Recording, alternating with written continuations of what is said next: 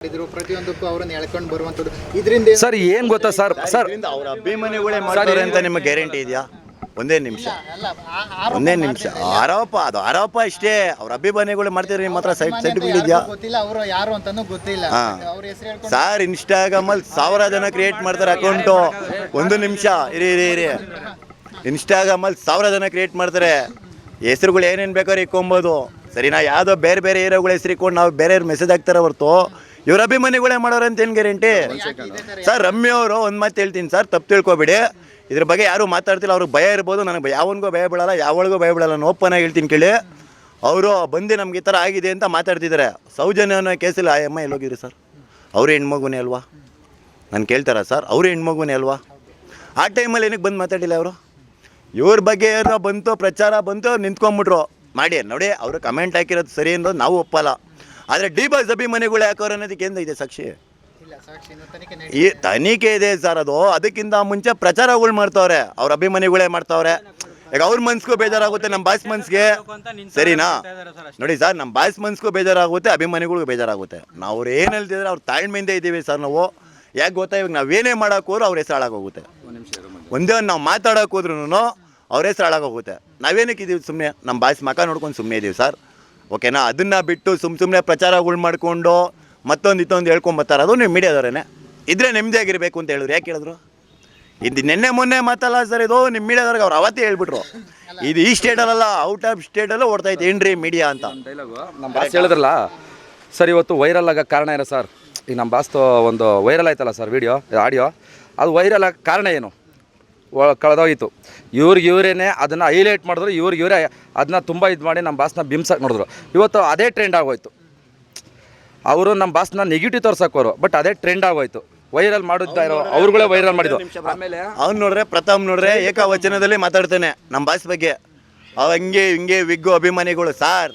ಒಂದು ಹೇಳ್ತೀನಿ, ಮಾತಾಡೋಕ್ಕಿಂತ ಮುಂಚೆ ಯಾರ ಬಗ್ಗೆ ಮಾತಾಡ್ತವನೆ, ಏನು ಮಾತಾಡ್ತವನೆ ಅದ್ರ ಬಗ್ಗೆ ಥಿಂಕ್ ಮಾಡ್ಕೊಂಡು ಮಾತಾಡಬೇಕು. ಸರಿನಾ? ಅವ್ನು ಬಂದಿರೋದೇ ನೆನ್ನೆ ಮೊನ್ನೆ ಹೀರೋ. ಅವ್ನು ಯಾರು ಅಂತ ಯಾರಿಗೂ ಗೊತ್ತೇ ಇರಲಿಲ್ಲ. ಅಪ್ಪ ನನಗೆ ಗೊತ್ತಾಗಿದೆ ಇತ್ತೀಚೆಗೆ. ಪ್ರಥಮ ಹೀರೋ ಅಂತ. ಒಂದು ನಿಮಿಷ ಇರಪ್ಪ. ಅವ್ನು ಯಾರು ಅಂತ ಯಾರಿಗಾನ ಗೊತ್ತಿತ್ತಾ? ಬಿಗ್ ಬಾಸ್ಗೆ ಹೋಗೋಕ್ಕಿಂತ ಮುಂಚೆ ನಮಗೂ ಗೊತ್ತಿರಲಿಲ್ಲ. ಬಿಗ್ ಬಾಸ್ಗೆ ಹೋದ, ಡಿ ಬಾಸ್ ಅನ್ಕೊಂಡೆ ಬಂದು ಅವನೊಂದು ಮಾತು ಹೇಳ್ದ, ಯಾರ್ಯಾರನೋ ಬಾಸ್ ಅನ್ಕೊಂಡು ಬೆಳೆಯೋದಲ್ಲ ಅಂತ. ಮತ್ತೆ ಅವ್ರೊಬ್ರಿಗೆ ಬಾಸ್ ಅಂದ.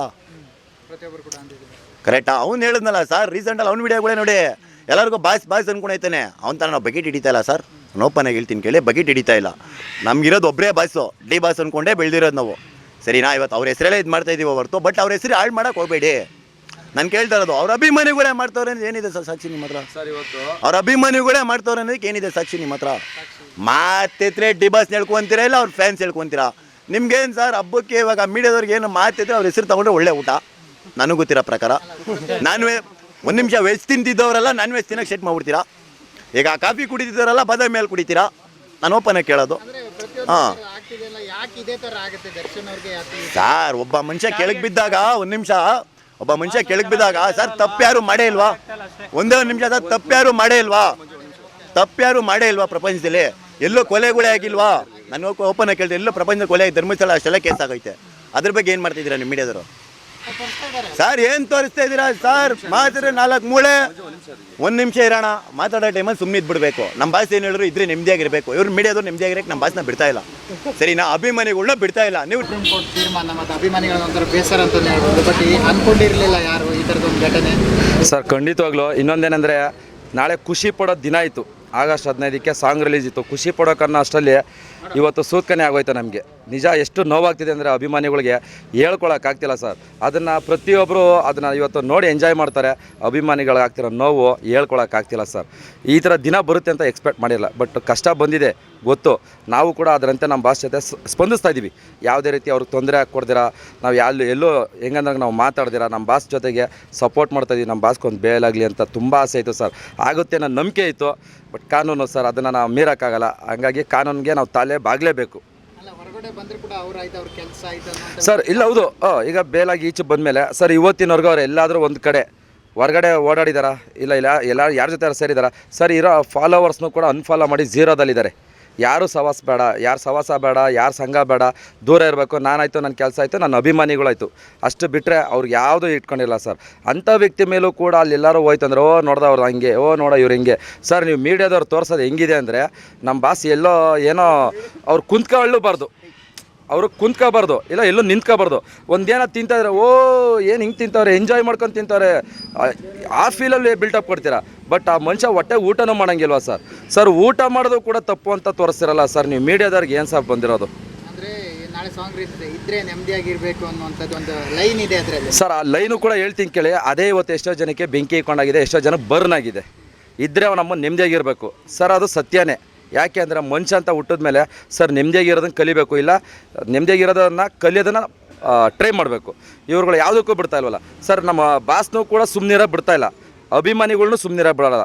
ನಮ್ಮ ಬಾಸ್ ಏನಾರು ಮಾಡ್ತಂದರೆ ಅವ್ರದ್ದೊಂದು ನ್ಯೂಸ್ ಮಾಡ್ತಾರೆ.